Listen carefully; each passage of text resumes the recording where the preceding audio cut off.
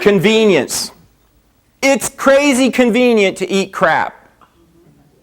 I get it. Okay? I get it. Cost. Now I'm going to dive into cost a little bit. I hear this all the time. It's too expensive to eat healthy. You know what? It depends on your perspective. Right? It depends on your perspective. All you have, give me 10 minutes with your bank account. I'll figure out where you're blowing your money. Odds are it's very similar to where I blow my money. And most of it's not on things that really matter. No, shoes are important, especially if they're cool cowboy boots. Shh. I was thinking ESPN 2, 3, 4, 5, 6, 7, 8, 9, and 10. Just one's good enough. All right. So here's the reality. Here's the reality according to World Health Organization. In comparison, if you're an Egyptian, 64% of the average person's income goes to buying food. If you're an American, it's 7%.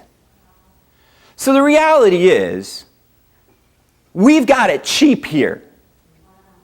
And that's why we're so fat and sick and out of shape. We're the most overfed and undernourished nation on the planet. When we look at comparisons from the 1900s to the year 2000, the meals that were eaten at home were virtually 100%, and the meals that were eaten outside of the home, of course, were the opposite of that. Now what we see is people eat about half and half. About half and half. So about half the meals they eat out and half the meals they eat in. But I would say it's even worse than that, because I would say at least 2/3 of the meals that people eat at home were cooked somewhere else. They just ate it at home. They popped the Stouffer's in the oven. They opened up their lean cuisine, whatever it was.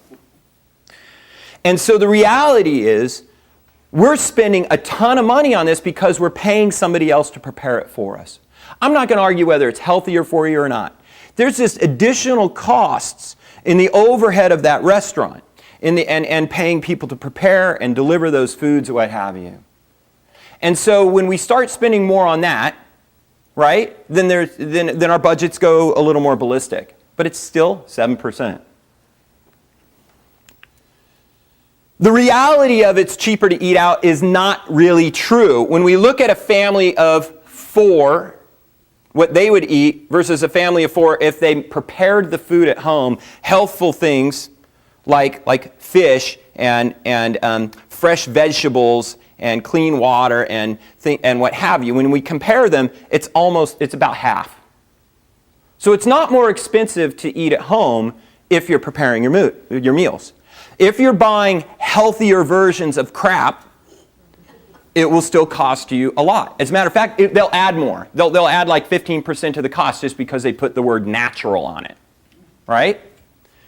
So we got to dispel this myth that it costs more to eat out. The other part of the problem is why it's so inexpensive to eat here is you're paying for it whether you know it or not. You're paying for it in your government subsidies.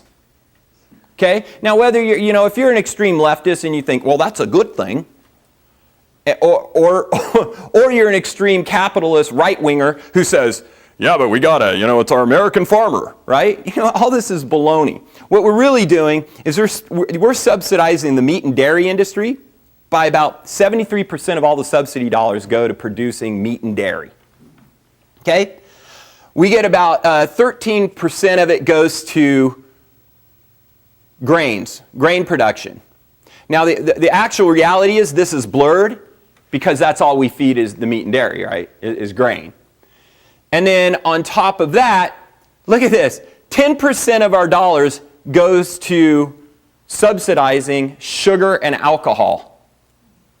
Does anyone actually need sugar and alcohol? You might after this class. The alcohol. So you are right. You are what you eat. Pick your poison, right? Pick your poison. All right, so you are what you eat. And the reality is, if all things were correct, if we were doing all things were right, we would be made out of proteins, fats, minerals, and water. Right? That's what we'd be eating. And people go, oh no, what about sugars for energy? You're not made out of energy, right? You use it. So, but what you're made out of is proteins, fats, minerals, and waters. But as you learned in the toxicity class, you're also made out of colorings, preservatives, flavor enhancers, anti-caking agents, anti-foaming agents, and a cumulant of other toxic sludge.